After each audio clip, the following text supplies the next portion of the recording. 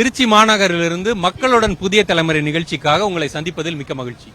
திருச்சி மாநகருக்கு பல சிறப்பு அம்சங்கள் இருக்கின்றது. ஒரு மத்தியில் இருக்கக்கூடிய மாவட்டம், இதோடு தொடர்புடைய 10 மாவட்டங்கள் இருக்கின்றது இந்த திருச்சி மாநகரை ஒட்டி. அது மட்டும் இல்லாம திருச்சி மாநகர்ல பல்வேறு முக்கியமான வழிபாட்டு தலங்கள் இருக்குது. பல கல்வி நிறுவனங்கள் நீண்ட காலமாக இங்க வந்து கல்வியை புகட்டுவதற்கான முயற்சி செய்கின்ற நிறுவனங்கள் இங்க இருக்குது. இந்த மாதிரி பல்வேறு முக்கியமான விஷயங்களுக்கு பேர் போன இந்த திருச்சி மாவட்டத்துல தான் நாம் இப்பொழுது பல்வேறு விஷயங்களை பேச போறோம். திருச்சியில இருக்கின்ற பிரச்சனைகள் என்ன, திருச்சியில செஞ்சிருக்கக்கூடிய நல்ல விஷயங்கள் என்ன, இதையெல்லாம் இந்த மாவட்டத்தை சார்ந்த மக்களோடய பேசலாம். வாருங்கள் போகலாம்.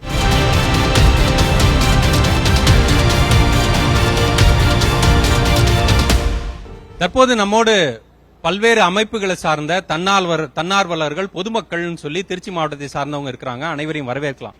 முதல் கட்டமாக நாம் வந்து திருச்சி மாவட்டத்தில் இருக்கக்கூடிய நல்ல விஷயங்கள்ல இருந்து ஆரம்பிச்சிடலாம்னு நினைக்கிறேன். திருச்சியில கடந்த 5 ஆண்டுகள்ல நடந்த நல்ல விஷயங்கள் நீங்க எதை சொல்லலாம்னு நினைக்கிறீங்க?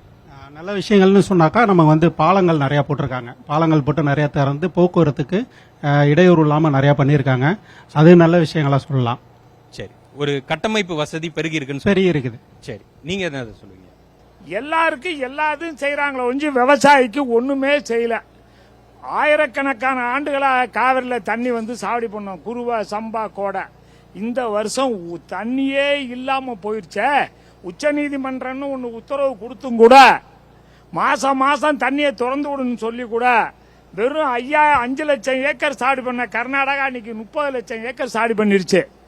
30 லட்சம் ஏக்கர் சாடி பண்ணப்ப இந்த வருஷம் 10 லட்சம் ஏக்கர் ஒருபோதும் பண்ண முடியல. நீர் இல்லன்றது ஒரு பிரச்சனையா இருக்கு. ஆனா எந்த நல்ல விஷயங்களும் விவசாயிகளுக்கான விஷயங்கள், நலத்திட்டங்கள் அந்த 5 ஆண்டுகள் எதுவும் செயல்படுத்தல அப்படின்னு நீங்க சொல்ல வரீங்க? ஆமா, எங்களுக்கு என்ன செஞ்சிருக்காங்க? லாபகரமான விலை. விவசாயிக்கு வேண்டியது 3 பாயிண்ட் தான். ஃபர்ஸ்ட் லாபகரமான விலை. எம்.எஸ். சாமிநாதன் சொன்னாரு, cost of cultivation plus 50% must be given to the farmers சொன்னாரு. மோடி ஐயா சொன்னாரு, if I will be the prime minister and I will give 2 times profitable price for agriculture product சொன்னாரு. ஒண்ணுமே நடக்கலையே எங்களுக்கு. அதே போல ஸ்டாலின் ஐயா என்ன சொன்னாரு, நெல்லுக்கு 2500, கரும்புக்கு 4000 தரேனாரு. ஒண்ணுமே நடக்கலையே. சரி, திருச்சி மாவட்டத்துல ஒரு வளர்ந்த மாநகரம் இருக்குது, அதே சமயத்துல விவசாயம் நடக்குது, காவேரி நதி நீர் இங்க பாயுது. ஆனா விவசாயிகளுக்கு எந்த ஒரு நல்ல விஷயமும் வரல அப்படின்றதுதான் நீங்க சொல்றீங்க. நீங்க இது வந்து திருச்சி மாவட்டம் தமிழகத்தின் முக்கியமான நடுவால இருக்கு. இதுல வந்து போக்குவரத்தை விட எல்லா படிப்பு சார்ந்த எல்லா விஷயமும் இங்க இருக்கிறனால எல்லா வகையான கல்வி இங்க கிடைக்குங்கிறதுக்கு, அதோட மருத்துவம் இங்க பெருகி இருக்கு. சென்னைக்கு அடுத்தாப்புல இங்க யாரும் இங்க வந்து எல்லா மருத்துவம் பார்க்கலாங்கிற ஒரு இதுல இருக்காங்க. வளர்ச்சின்னு நம்ம சொல்லும் பொழுது நம்ம வந்து கல்லூரிகளை சொல்றோம், மருத்துவமனைகளை சொல்றோம், சாலைகள், மேம்பாலங்கள் சொல்றோம். அந்த வளர்ச்சின்றது மக்களுக்கு வந்து தேவையான வளர்ச்சி தான். ஆனா விவசாயம் வந்து பின்தங்கி இருக்குது அப்படின்னு சொல்றாரு. இது என்ன ஒரு பேலன்ஸ் இல்லாம திருச்சி வளர்ந்துகிட்டு இருக்குதா எப்படி? புவியியல் அமைப்புப்படி திருச்சிராப்பள்ளி தமிழகத்தின் மைய பகுதியில் இருக்கு. இதுல தரைவழி போக்குவரத்து, வான்வழி போக்குவரத்து இருக்கு. இந்த தரைவழி போக்குவரத்து பார்த்தோம் அப்படின்னா பல ஆண்டுகளாக, ஓராண்டு ஈராண்டுல 3 முறை மக்களவை உறுப்பினராகி அவங்கள்ட்ட வச்ச கோரிக்கை இன்னமுமே நிறைவடையாம இருக்கு. அரை வட்ட சுற்றுச்சாலை, நம்ம திருவரம்பூர் சட்டமன்ற தொகுதியில வந்து பார்த்தோம் அப்படின்னா அந்த அணுகு சாலை இன்னும் பிரச்சனையா இருக்கு. பொன்மலையில நம்ம அந்த பாலம் அமைச்சிட்டாங்க. ஆனா அதுக்கு மக்கள் நடந்து செல்வதற்கு உள்ள போறதுக்கான சாலையை அமைக்காதனால இதெல்லாம் மக்கள் எதிர்கொள்ளக்கூடிய பிரச்சனையில மிகப்பெரிய ஒரு பிரச்சனை. அதே மாதிரி வான்வழி போக்குவரத்துன்னு எடுத்துக்கிட்டோம் அப்படின்னா இதுல வந்து பன்னாட்டு விமான அந்தஸ்து கொடுத்துட்டாங்க, முனையம் அமைச்சிட்டாங்களே தவிர அதற்கான ரன்வே, ஏர்பஸ் வரணும், வெளிநாட்டு விமானம் வரணும் அப்படின்னா அதற்கு உள்ள அளவுக்கு வந்து இடம் வந்து ராணுவத்தில் 200 ஏக்கரும் மற்ற பிரைவேட்ல உள்ள இடங்களும் கையகப்படுத்தாம இதுவும் 15 வருஷமாக தான் இந்த பிரச்சனைகள் ஓடிட்டு இருக்கு. ஆனால் இந்த கட்டமைப்பு இல்லாதது ஒரு பின்னடைவு தான். ஏன் இது நான் சொல்றேன் அப்படின்னா, முதல்ல எய்ம்ஸ் மருத்துவக் கல்லூரி அறிவிச்சது திருச்சிக்கு தான். ஆனால் அது கைவிட்டு போச்சு. உயர்நீதிமன்றம் வரணும்னு இங்க வலியுறுத்தினாங்க, அதுவும் கைவிட்டு போயிடுச்சு. இவங்க எல்லாருமே கட்டமைப்பு சொன்னாங்க, உள்கட்டமைப்பு வசதி சொன்னாங்க, சாலைகளை சொன்னாங்க. ஆனால் இது எல்லாமே நீர்நிலைகளை ஆக்கிரமித்து தான் கட்டப்பட்டிருக்கு. எல்லா சுற்றுச்சாலையும் பாலங்களும் கட்டுகின்ற பொழுது அவர்கள் ஏரிகளை, குளங்களை கவனத்தில் கொள்வதே இல்லை. அதுல வந்து பைபாஸ் சர்ஜரி இன்னைக்கு மருத்துவத்துறையில பேசிட்டு இருக்கோம். அது மனிதனை விட இன்னைக்கு கொடுமையா யார் மீது நிகழ்த்தப்படுகிறது அப்படின்னா, இந்த ஏரிகள் மீதும் குளங்கள் மீதும் தான் பைபாஸ் சர்ஜரி நிகழ்த்தப்படுது. இயற்கை மீது ஆமா, இயற்கை மீது நீங்க நெஞ்சு அப்படியே நடுப்புற கிழிப்பீங்க, ஏரிக்குள்ள நடுப்புற கிழிச்சுக்கிட்டு தான் ரோடு போடுறீங்க. யாரு எதை சொன்னாலும் கேட்கறது இல்ல. பாலம் கட்டும் போதும் பாத்தீங்கன்னா குளம்லாம் அவங்களுக்கு ஒரு சும்மா டம்ளர் மாதிரி தூக்கி தட்டி விட்டு போற மாதிரி போறாங்க. அப்ப இது அதுல வந்து பாலம் கட்டும் போது பாத்தீங்கன்னா அது அப்படியே ரெண்டா போயிருது. அப்புறம் பாத்தீங்கன்னா வீடு வந்துருது, எல்லாம் அந்த பாலமே இல்ல. இதை வந்து நம்ம எப்படி பார்க்கிறதுன்ற ஒரு கேள்வி இருக்குல்ல. நண்பர் அவர்கள் சொல்லும் பொழுது அவருக்கு ஒரு ஆதங்கம் இருந்தது. இங்க வந்து கட்டமைப்பும் இந்த சாலைகள்லாம் நல்லா விரிவுபடுத்தியிருந்தா மதுரை கிளைக்கு பதிலாக திருச்சி கிளை, உயர்நீதிமன்ற திருச்சி கிளை வந்திருக்கும், எய்ம்ஸ் மருத்துவமனை வந்திருக்கும். இந்த மாதிரியான விஷயங்கள்ன்ற ஒரு ஆதங்கம் மகிழ்ச்சி தான். திருச்சிக்கு வந்தாலும் திருச்சியில ஒரு ஏரியில கட்டிடக்கூடாதுன்னு எங்களுடைய ஆதங்கம். திருச்சிக்கு கொண்டு வாங்க, இயற்கையை முதல்ல காப்பாத்து. ஆமா, இயற்கையை விட்டுட்டு நீங்க செய்யுங்க. இங்க வந்து உயர்கொண்டான்ங்கிறத ஒரு மிகப்பெரிய ஆறு இருக்கு, 1000 ஆண்டுகள் ஆன ஆறு. அதோட நிலைமையை பாருங்க, மிக மிக பரிதாபம். காவிரி அதோட தாய், அது ரொம்ப ரொம்ப பரிதாபம். அப்ப இதை வந்து தூய்மைப்படுத்தாமல் சுத்திகரிக்காமல் அந்த தினந்தோறும் விடுற கழிவு நீர் பாருங்க, இன்னைக்கு காவிரியில இது பாத்தீங்கன்னா அந்த கழிவு தான் போயிட்டு இருக்கு. 2030 வந்து பாத்தீங்கன்னா ஆசியாவினுடைய மிகப்பெரிய கழிவு நீர் கால்வாயா காவிரி மாறிடுமோ, இன்னொரு கூவத்தையே மிஞ்சிருமோங்கிற அச்சம் இருக்கு எங்களுக்கு. இத வந்து நீங்க வரக்கூடிய நாடாளுமன்ற உறுப்பினர்களுக்கு என்ன மாதிரியான கோரிக்கை வைப்பீங்க? நீங்க வந்து இது ஒரு இயற்கை மீதான தாக்குதல்னு சொல்றாரு. மனுஷனை காப்பாத்தணும்னா மரம் இருந்தா பாதி அதுவே காப்பாத்திரும் மனுஷனை. அப்போ வந்து மனுஷனே காப்பாற்ற முடியல, உங்களால முடியலன்னா மரம் வச்சீங்கன்னா 2 பேரும் நிழலுக்காக இருப்போம். உச்சி வெயில இருக்கோம், நீங்களே சொன்னீங்க. இங்க மரம் இருந்திருந்தா இவ்வளவு கஷ்டப்பட்டிருக்க மாட்டோம். அந்த மரம் வளர்ப்போம் திருச்சியில அப்படிங்கிறது ரொம்ப கம்மியா இருக்கு. வெகு சிலர் தன்னார்வல அமைப்புகளால மட்டுமே இருக்கு. இது அரசு எடுத்து செஞ்சா, இந்த மாதிரி நாடாளுமன்ற பாராளுமன்ற உறுப்பினர்கள் எடுத்து செஞ்சா இன்னும் வேகமா அது நடைபெறும். திருச்சியில இருக்கக்கூடிய பிரச்சனை என்ன, மிகப்பெரிய பிரச்சனை என்ன? வந்தாரை வாழ வைக்க தமிழன் சொல்லுவாங்க இல்லையா, வந்தாரை வாழ வைத்து நாடாளுமன்ற உறுப்பினராக்கிய திருச்சி இது. ஆனா வருவாங்க, எதுவுமே செய்ய மாட்டாங்க. ஆனா அறிக்கை மட்டும் பாத்தீங்கன்னா ஒரு மலத்துக்கு விடுவாங்க, இது செய்யறோம் அது செய்யறோம்னு. ஆனா அந்த எய்ம்ஸ் மருத்துவமனைக்கு எத்தனை போராட்டங்கள், இங்க இருந்து தோங்கின ரயில வந்து இங்கேயே தோக்கணும்னு சொல்லி எத்தனை ஆர்ப்பாட்டங்கள்.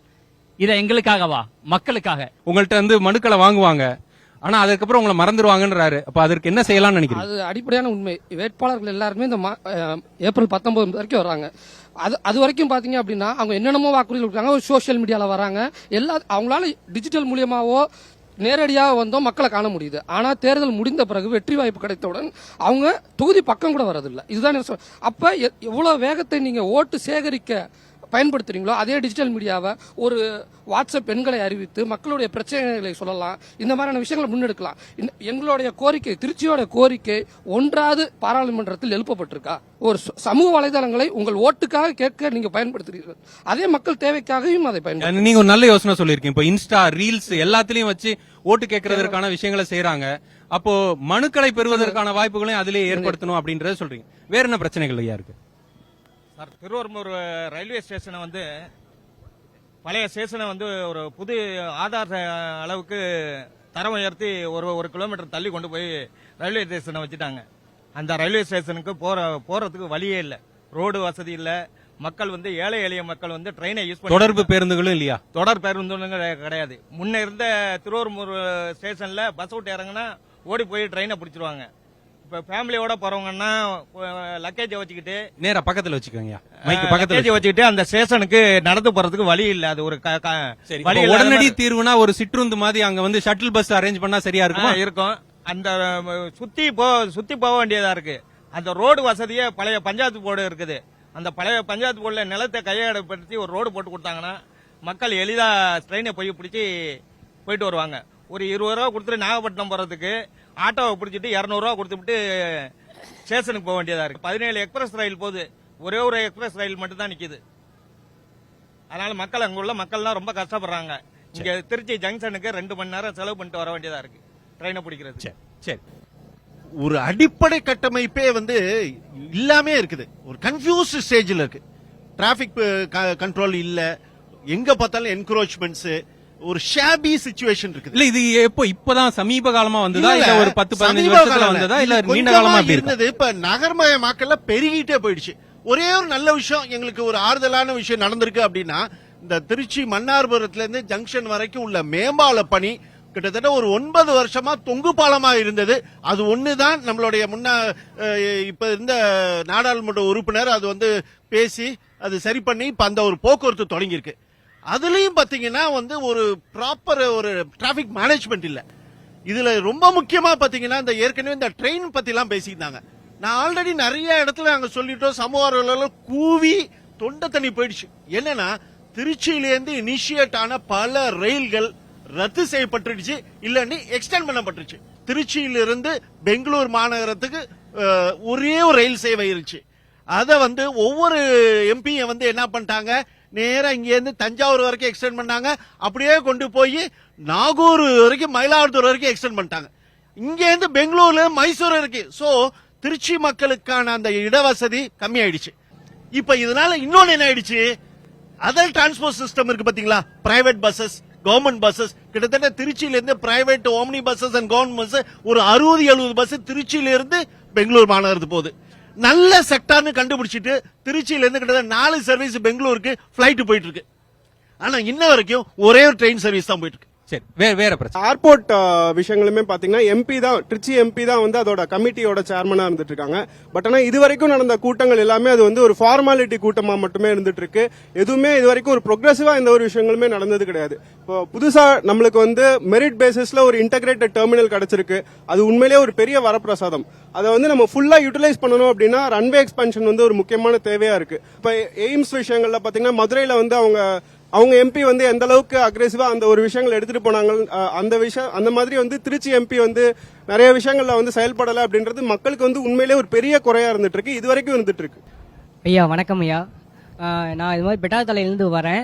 போக்குவரத்து வசதி ரொம்ப குறைவா இருக்கு.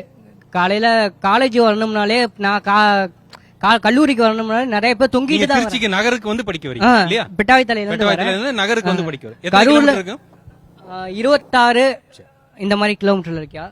இது மாதிரி அங்க இருந்து லாங்ல இருந்து வரனால தொங்கிட்டு வர நிலைமை ஏற்படுது. அதனால போக்குவரத்து வசதி அதிகப்படுத்தி கொடுக்கணும். இன்றைக்கும் எத்தனையோ அரசு கல்லூரிகள் இருக்கு திருச்சி மாவட்டத்தில் இருக்கக்கூடிய கல்லூரிகள்.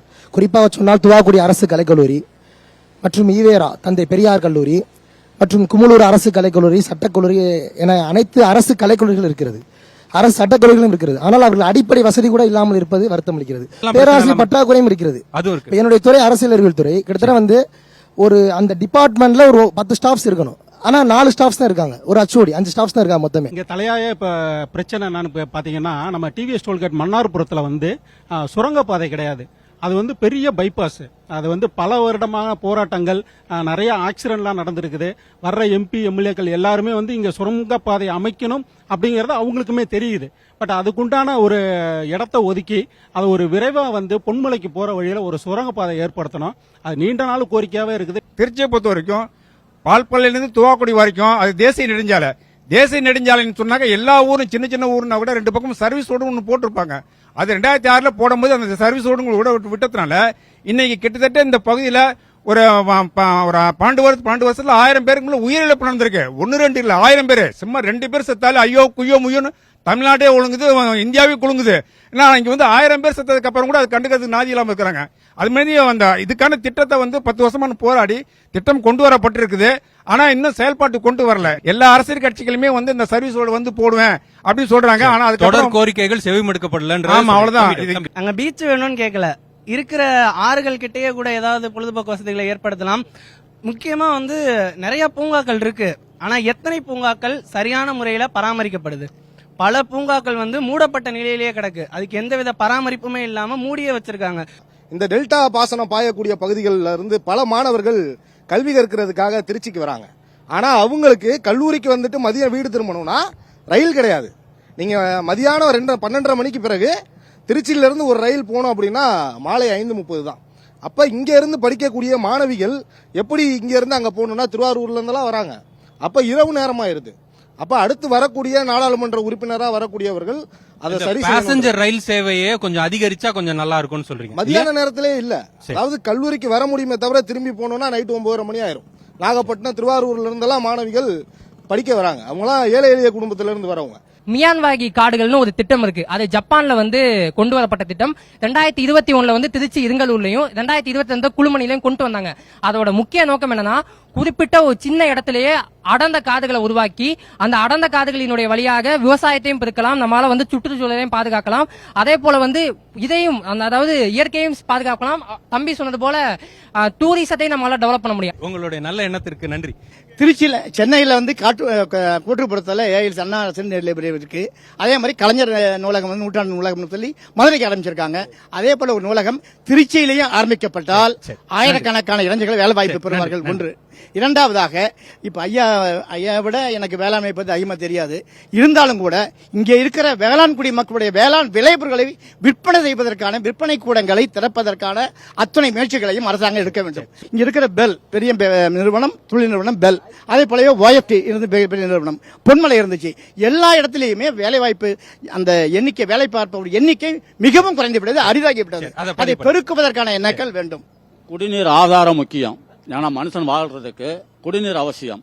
இன்னைக்கு பாத்தீங்கன்னா எங்க கூட்டு குடிநீர் கேட்டாலும் சரி காவிரியில தான் எடுக்கிறாங்க. அப்ப அந்த காவிரியில குடிநீரை அதிகப்படுத்த ஏதாவது திட்டங்கள் இருக்கணும்ல, அந்த மாதிரி திட்டங்கள் எதுவுமே கிடையாது. நாங்க சொல்றோம் காவிரியில வந்துட்டு 10 கிலோமீட்டருக்கு ஒரு கதவை நாம, கொள்ளிடத்துல வந்து 5 கிலோமீட்டருக்கு ஒரு தடுப்பணை அமைங்க, காவிரி கொள்ளிடத்துல மணலே அல்லாதீங்க, குடிநீரை பாதுகாக்கிறதுக்கு அதான் இது பண்ண முடியும். அதனால இந்த திட்டமெல்லாம் நிறைவேற்றணும். வரக்கூடிய நாடாளுமன்ற உறுப்பினர் யாராக இருந்தாலும் இந்த திட்டங்களை நிறைவேற்றுவதற்கு நடவடிக்கை எடுக்கணும் எங்களுடைய கோரிக்கை. நீரின்றி அமையாது உலகு. அடுத்தது உழுதுண்டு வாழ்வாரே வாழ்வார், மற்றெல்லாம் தொழுதுண்டு பின் செல்வார். உணவும் குடிநீரும் இல்லைனாக்கா நாட்டில் நீங்க எந்த வேலையுமே செய்ய முடியாது. இதை மனசுல வச்சுக்கிட்டு செய்யல. இந்திய பொருளாதாரத்தில் விவசாயிகள் இந்தியா முழுக்க பொருளாதாரத்தில் பின்தங்கி போய் இருக்கிறார்கள். பொருளாதார கணக்கெடுப்பு விவசாயிகளுடைய கணக்க. ரயில்வேல வந்து இந்த வருஷத்துக்கு வந்து பட்ஜெட்ல வந்து வந்தே பாரத் ரயில் வந்து இங்க செய்யலாம் அப்படின்னு சொல்லியிருக்காங்க. அந்த வந்தே பாரத் ரயில் வந்து இங்க திருச்சி அந்த ரயில்வேல செஞ்சமா இங்க நிறைய எம்எஸ்எம்இ இண்டஸ்ட்ரீஸ் வரும். ஹெச்ஏபிபி ஓஎஃப்டி இருக்கு.